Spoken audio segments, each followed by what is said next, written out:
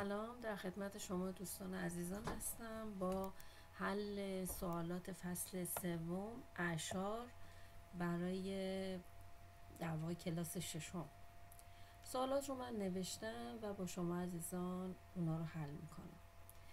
سوال اول گفته که کدام عدد با بقیه برابر نیست. ببینید ما اعشار رو میخوایم حل کنیم، اول باید در واقع ارزش مکانی اعداد اعشار رو بشناسیم که ببینیم ارزش مکانی اعشار چطور هست و بعد بتونیم راحت‌تر اونها رو به مقایسه در واقع بنشینیم. ببینید ما اگه بخوایم یه ارزش مکانی جدول براش ترسیم کنیم، جدول ما اینجوری هست. ما اعداد صحیح رو که میشناسیم، ارزش مکانی اعداد صحیح که اینجا قرار میگیرن اینجوری هست: یکان، حالا فرضاً دهگان و صدگان. اما برای اعداد اعشاری هم ما یک ارزش مکانی داریم. بخوایم از نظر ارزش بگیم، ببینید شما تو عددهای صحیح صدگان ارزش مکانی بالاتری نسبت به دهگان داره، ارزش مکانی دهگان ارزش بالاتری نسبت به یکان داره. پس اولین چیز که تو اعداد اعشاری ما اینها رو مشخص میکنیم، میگیم چی؟ در واقع دهم اعداد اعشاری اهمیت دارن. یعنی بعد از دهم ما چی رو داریم؟ صدم رو داریم. بعد از صدم چی رو داریم؟ هزارم رو داریم. خب و میره بالاتر تا 10,000م. خب این چی به ما میگه؟ هر چی که ما به سمت در واقع سمت راست میریم عددها کوچکتر میشن. حالا برای اینکه ما تشخیص بدیم چیکار باید بکنیم؟ تک تک این عددها رو من مینویسم. این عدد اصلا چی نداره؟ صحیح نداره، پس یکانشون صفره. میریم بعد ممیز. ببینید اینجا در واقع همون ممیز است که ما در نظر میگیریم. دهمش صفره، صدمش 6، هزارمش هم صفره. و این جدول رو تا پایین ادامه میدم که بتونیم راحت‌تر اونها رو تشخیص بدیم. ببینید عزیزان، عدد بعدی رو من می نویسم. ببینید اینجا چیه؟ عدد صحیحه. عدد صحیح یکانش صفره. خب بعد به ممیز رسیدیم، بعد دهمش هم صفره. درست عزیزان؟ صدمش 6، هزارم صفره، 10,000مش هم صفر. عدد بعدی رو من می‌نویسم. عدد صحیح صفره، به ممیز رسیدیم و عدد دهم 6، عدد صدم و هزارم هر دو صفره. آخرین عدد، ببینید عدد صحیح صفره، به ممیز رسیدیم، عدد دهم صفره و عدد صدم ما 6. ببینید عزیزان، ما میخوایم مقایسه کنیم ببینیم کدام عدد با بقیه برابر نیست. ما همینجور چشمی نگاه کنیم. ببینید عزیزان، ما اینجا میدونیم ارزش دهم از صدم و هزارم و 10,000م بالاتره. این دوتا بالایی، هزارم و 10,000مشون صفره، صدمشون 6. پس این دوتا درست به هم شبیهن. پایینی هم همینطور، صدمش با اونا یکسانه و مشابهت داره. چه کدوم از اینا با بقیه متفاوت هست؟ همین عددی که در واقع بخوایم حساب کنیم میشه 6 دهم. 6 دهم یا 600,000م. خب پس جواب گزینه ما این خواهد بود. حالا من این توضیح رو دادم که براتون بگم جایگاه ارزش مکانی ها چطور هست. یه بار دیگه براتون توضیح میدم. ببینید ما میدونیم خب ما الان تازه با اعداد اعشار مواجه شدیم. قبل از اون ما با اعداد صحیح و دامنه اونها کار میکردیم. در این مبحث با اعداد اعشار مواجه میشیم. خب ببینید عزیزان، بعد از عدد اعشاری اولین عدد از نظر ارزش مکانی دهمه و بالاترین ارزش مکانی رو داره. بعد ارزش مکانی صدم رو داریم. بعد از صدم هزارم رو داریم. بعد از هزارم 10,000 رو داریم. برای اینکه ما بتونیم به راحتی اعداد رو مقایسه بکنیم، کافی اونا رو تو این جدول بنویسیم. هر عددی که دهم بیشتری داره، اون عدد بزرگتره. اگه دهم نداشت، با صدم حرف میزنیم. هر عددی که صدم بالاتری داره، اون عدد بزرگتره. اگه صدم هم موجود نبود، به هزارم نگاه میکنیم. اگه عدد اعشاری داریم که هزارم بزرگتری داره، اون عدد بزرگتره. برای 10,000 هم این قضیه مصداق خواهد داشت. بریم با هم سوال بعدی رو بررسی کنیم. گفته کدام یک از عددهای اعشاری زیر از نصف کمتره؟ ما میگیم نصف یعنی فرض کنید ما اگه نصف عدد یک رو بدونیم، میدونیم تقسیم بر دوش کنیم، میشه 5/10. میخوایم ببینیم این عددها کدومش از 5/10 کوچیک‌تره. خب نگاه کنیم، با یه نگاه چشمی میبینیم 1.2 یعنی یک عدد صحیح داره، پس قطعاً از 5/10 بزرگتره. درست عزیزان؟ قسمت ب رو نگاه میکنم، 9/10. ببینید عدد صحیح هر دو اینها صفره. به دهمشون نگاه میکنم، این دهمش 9، اون دهمش 5، پس 9/10 هم از عدد 5/10 چیه؟ بزرگتره. درست عزیزان دل؟ میرسیم به 55 صدم. خودتون نگاه کنید، عدد دهماشون یکیه، اما اینجا عدد صدمش 5، از این که عدد دهمش صفر قطعاً بزرگتره. بعدی رو چک میکنم، عدد 37 صدم رو چک میکنم. ببینید عزیزان، عدد صحیح هر دو صفر. یه ممیز داریم، اول به دهم نگاه میکنیم، این دهم 3، اون دهم 5. خب قطعاً 3 از 5 کوچکتره. خب سوال به ما چی گفته بود؟ گفته بود کدام یک از عدد اعشاری زیر از نصف کمتره. نصف عدد یک در واقع منظورش بود. خب پس جواب ما گزینه دال هست. میریم ادامه مبحث رو در خدمت شما عزیزان و دوستان باشم. ببینید عزیزان، گفته نقطه مشخص شده روی محور را نشان دهید. ببینید اومده از صفر حالا به ما مشخص کرده، 1 تا 2 رو بس در واقع اومده تقسیم بندی کرده و میخواد به ما بگه که در واقع این عددی که ما این فلش یا پیکان رو گذاشتیم چه عددی. میدونیم عدد صحیحش 1 هست، چون از 1 رو به جلو داره میره، پس 1 بزرگتر از 1 هست. الان میخوام ببینم چه عددیه. ببینید اومده دسته‌بندی کرده به چند واحد؟ به 5 واحد. ما اگه 1 رو به عدد 5 تقسیم کنیم، ما میتونیم تقسیم کنیم دیگه. 1 نمیتونیم به 5/10 تقسیم کنیم. چیکار باید بکنیم؟ باید یه اعشار بذاریم. خب ما اینجا وقتی اعشار میذاریم، یه صفر هم میذاریم جلوی اون، یا اینجوری مینویسم میاد پایین. 10 تقسیم بر 5 میگیم 2 5 میشه 10 تا. درست عزیزان؟ خب پس در واقع اگه بخوام حساب کنم، میگم هر کدوم از اینا فاصله هاشون 2/10 رفته جلو. یعنی اگه این یکه، این 1.2. خب 2/10 دیگه اضافه شده، میشه 1.4. ما چه عددی رو میخواستیم؟ این عددی که پیکان نشون داده. پس جواب ما گزینه الف هست. دوستان عزیز، میریم سوال بعدی رو با هم دیگه حل کنیم. خب سوال چی گفته به ما؟ سوال گفته که یک چرخ داریم با محیطش رو به ما داده.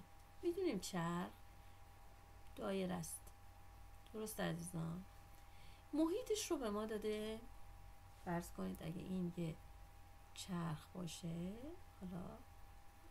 حالا شمایل چرخ بهش بدیم، این یه چرخ باشه، محیط 6 ممیز 23 صدم سانتی متر. 30 دورم چرخیده، میگه مسافتش. خب ببینید عزیزان، میخواد ببینید این چرخ چقدر رو طی کرده، به اندازه چی طی کرده با این محیطش. این چرخیده اومده جلو، اومده جلو، اومده جلو، چند دور چرخیده؟ 30 دور. خب برای اینکه من اینو به دست بیارم کافیه 6·23 رو ضرب در 30 کنم. ببینید عزیزان، من تو ضرب یه راهکار به شما میگم که امیدوارم تداخلی تو آموزش‌هایی که از قبل گرفتید نداشته باشه. ببینید عزیزان دل، شما میتونید فرض بکنید این عدد اعشار وجود نداره، همون 623 رو ضرب در عدد 30 بکنید. خب من اینجوری فرض میکنم. خب این صفر که در همه ضرب بشه صفره، میخوایم دهگان رو ضرب کنیم، پس یه صفر به خاطر اون میذاریم. 3 تا 9 تا، 3 2 تا 6 تا، 3 6 تا 18 تا. من اینو بیارم پایین تر که بتونم جمعش رو بنویسم. میشه 0 9 6 8 1. ببینید عزیزان دل، ما اونجا چند رقم اعشار داشتیم؟ 2 رقم. میام از سمت راست به تعداد اعشار میریم جلو که میخوایم ممیز رو بذاریم دیگه. 0 9 1 رقم، 2 رقم، میشه 186·90 صدم یا 186·9 دهم. خب این با کدوم از این گزینه‌ها همخوانه؟ با گزینه جی. بریم سوال بعدی رو با شما عزیزان حل کنیم. سوال 5 رو دارم به شما توضیح میدم. کدام یک از عددهای زیر بین 4 صدم و 5 صدم قرار دارن؟ ببینید عزیزان دل، ما میایم تو همون جدول قرارش میدیم. من اون جدول رو خیلی دوست دارم به خاطر اینکه خیلی کمکم میکنه برای حل مسئله. عدد صحیح اینجا دهم، اعشار دیگه اینجا اعشار رو میذاریم، صدم و هزار. میخوام ببینم بین 5 صدم و 4 صدم کدوم از این عددها قرار گرفتم. من میام مینویسم 4 صدم رو مینویسم.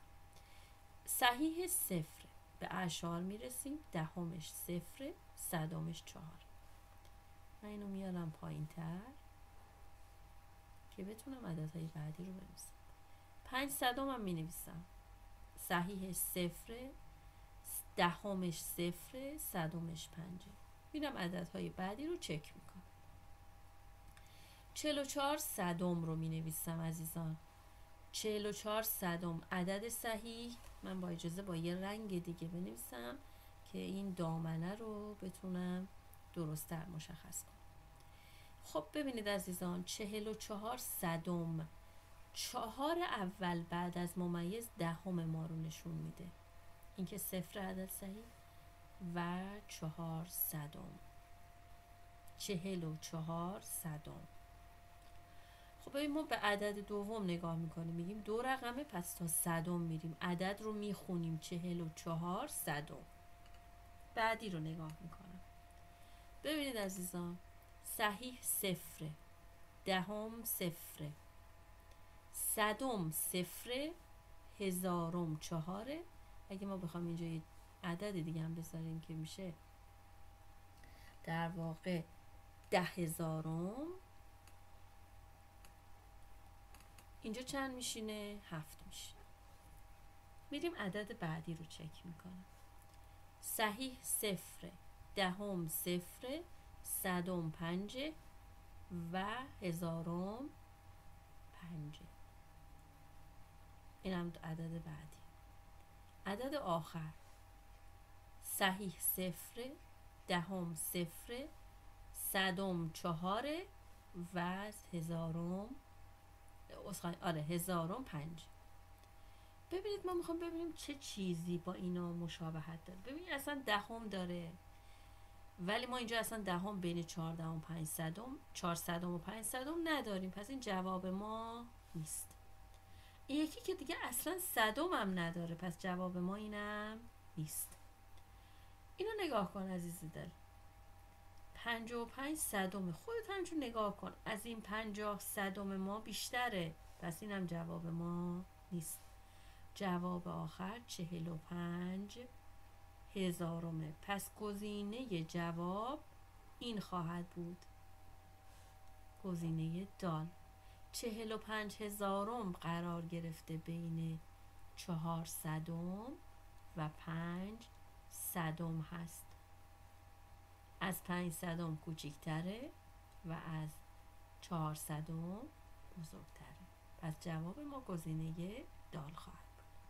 ببینید عزیزان، ما وقتی میایم براشون جدول رسم میکنیم، این جدول وقتی ارزش مکانی ها رو تشخیص بدیم، راحت‌تر میتونیم تشخیص بدیم که این جواب کدوم هست. قسمت بعدی رو در خدمت شما عزیزان هستم. درست یا نادرست بودن گزینه ها رو مشخص کنید. اگر مقسوم و مقسوم علیه تقسیمی را در عددی ضرب کنیم، خارج قسمت تقسیم تغییر میکنه. ببین، مقسومون عددی که میخوایم تقسیمش کنیم. مقسومون علیه چیزی که ما میخوایم چی؟ به اون تقسیم بکنیم. یعنی این مقسوم ماست. این چیه؟ مقسومون علیه ماست. خب این چیزی هم که اینجا قرار میگیره به ما خارج قسمت رو میده. درست عزیزان دل؟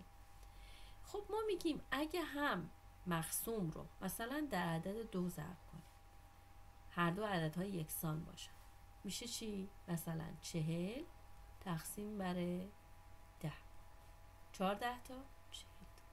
چه تغییری اتفاق افتاد؟ آیا خارج قسمت تغییر کرد؟ نه. پس اگه مقسوم و مقسومون علیه در واقع یک تقسیم رو بیایم در یه عدد ثابت یکسان، عددها فرق نکنه، ضرب بکنیم، خارج قسمت تغییر نمیکنه. پس این چی میشه؟ تیک درست میخوره. قسمت بعدی سوال رو میخوام براتون حل کنم. حاصل تقسیم 12 به 3 میخوایم عدد 12 رو به 3 تقسیم کنیم. خب ما کاری نداریم، میگیم تو 12 تا چند تا 3 تا داریم؟ 4 تا. 4 3 تا 12 تا. درسته؟ خب 4 3 تا 12 میشه 1 و 2 دهم. درسته عزیزان؟ پس در واقع این عدد 40 بوده که 4 3 تا، اینو ما ضرب بکنیم. 4 3 تا، ببینید ما اعشار 3 دهم رو در 40 ضرب کنیم. 4 3 تا 12 تا. درسته؟ یه صفر هم به خاطر این قرار میگیره 120، یه رقم اعشار میشه همون 12 که ما به دست آوردیم. اگه من همون 4 رو بذارم، ببینید 3 دهم رو اگر من در عدد 4 ضرب کنم حاصل چی میشه؟ 4 3 تا 12 تا. یک رقم اعشار داریم، پس از سمت راست یک رقم میریم جلو، میشه 1 و 2 دهم. به عدد 12 نمیرسیم، پس الزام داره این عدد جلوش 0 قرار بگیره که وقتی 3 دهم رو در 40 ضرب میکنیم که میشه 4 3 تا 12 تا، یه صفرم به خاطر حاصل ضرب اون داریم، یک رقم اعشار به خاطر اینکه در 3 دهم ضرب شده این رقم اعشار اینو ببره که ما به عدد صحیح 12 برسیم. پس این جواب غلطه. سوال بعد، عدد 3 ممیز 57 از ممیز 3 ممیز 57 صدم از 3 ممیز 57 هزارم کوچکتر. ببینید همینجا نگاه کنید، عدد صحیح هاشون یکیه. به عدد بعد ممیز نگاه میکنیم، اینجا 0، اینجا 5. خب عدد بعد از ممیز چه جایگاهی داره؟ صدمه. این چقدره؟ 5. این چنده؟ 0. آیا کوچکتره؟ قطعا نه، بزرگتره. پس این چیه؟ غلط. بریم قسمت بعدی سوال رو با هم حل کنیم. کسر 3/8 مساویه با عدد اعشاری فلان هست یا نه؟ ما میخوایم 3 رو به عدد 8 تقسیم کنیم. نمیتونیم، ببینید به شکل صحیح نمیتونیم تقسیم کنیم. ما الزام داری یه ممیز بذاریم، یه صفر جلوش، میشه 30 تقسیم بر 8. میگم تو 30 تا چند تا 8 داریم؟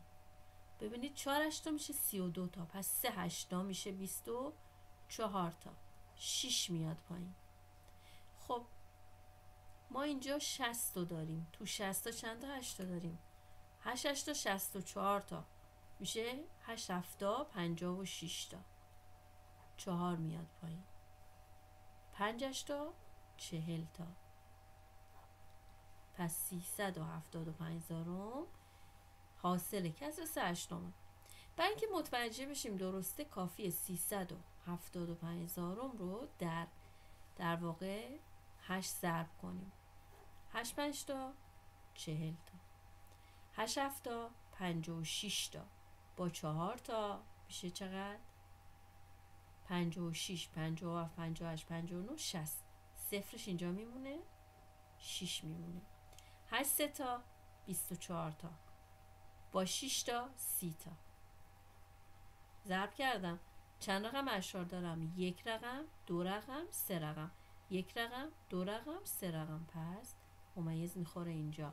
صفرهایی بعد از ممیز هم خوانده نمیشه، پس این عدد با 3 برابره. پس این که از درست هست. ببینید هم تقسیمش رو انجام دادم، هم ضربش رو که تایید کنم این عبارت درسته. قسمت بعدی سوال رو میخوام با شما حل کنم. 20 تا 1/10 مساویه با 2 عدد صحیح. یعنی چی 20 تا 1/10؟ یعنی 20 رو در 1/10 ضرب کنی باید بشه 2. من 20 رو در 1/10 ضرب میکنم، 21 20 تا.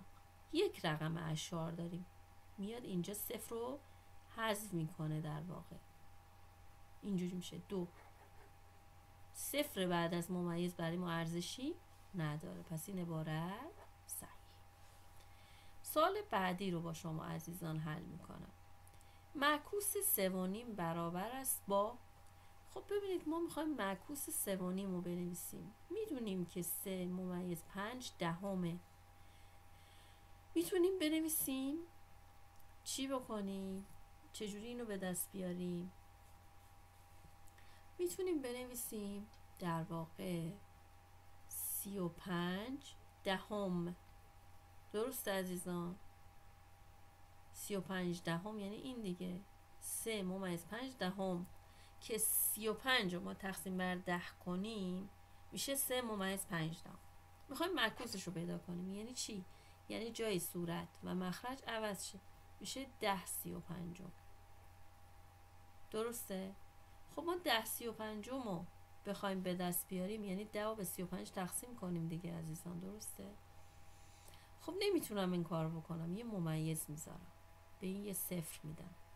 خب چه عددی در این ضرب کنم که به 100 بخش پذیر باشه؟ 3 نمیتونه باشه. 2 5 تا، در واقع 2 35 تا میشه 70 تا، باقی مونده 30.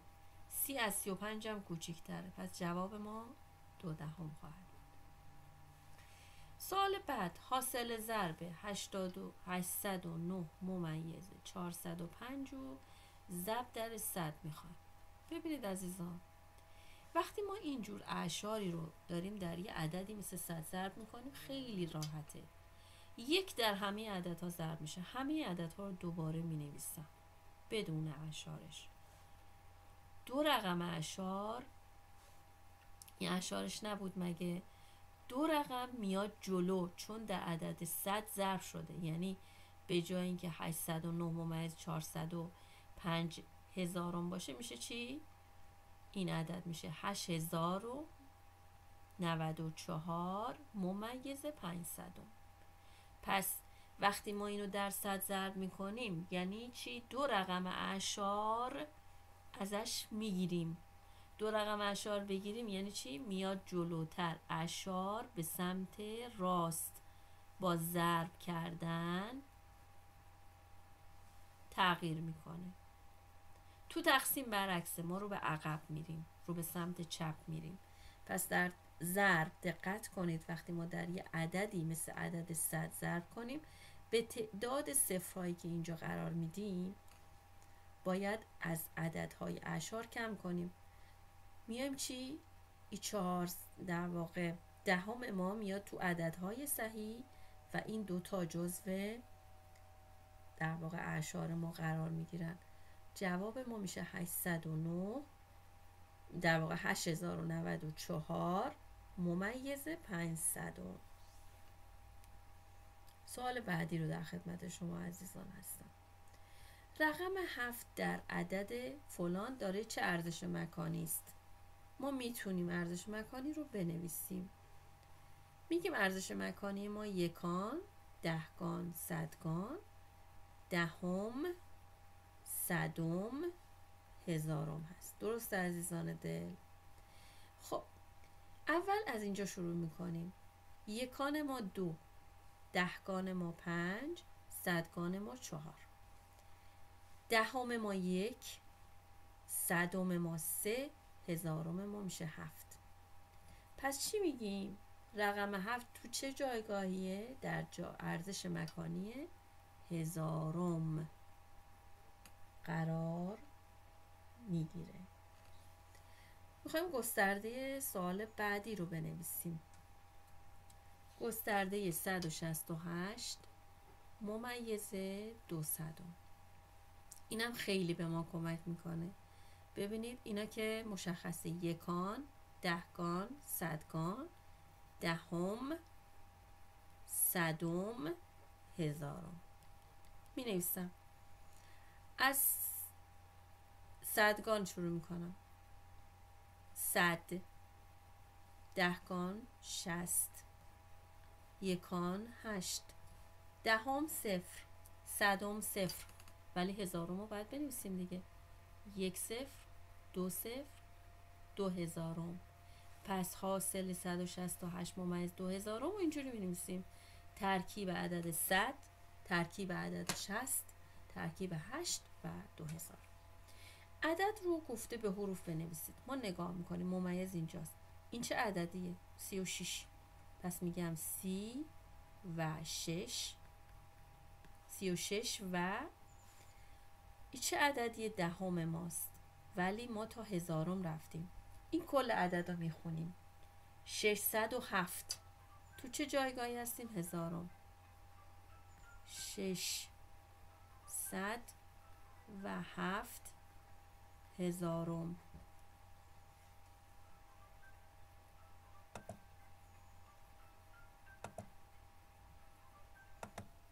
خب میریم ادامه بدیم سوالای بعدی رو در خدمت شما عزیزان باشیم.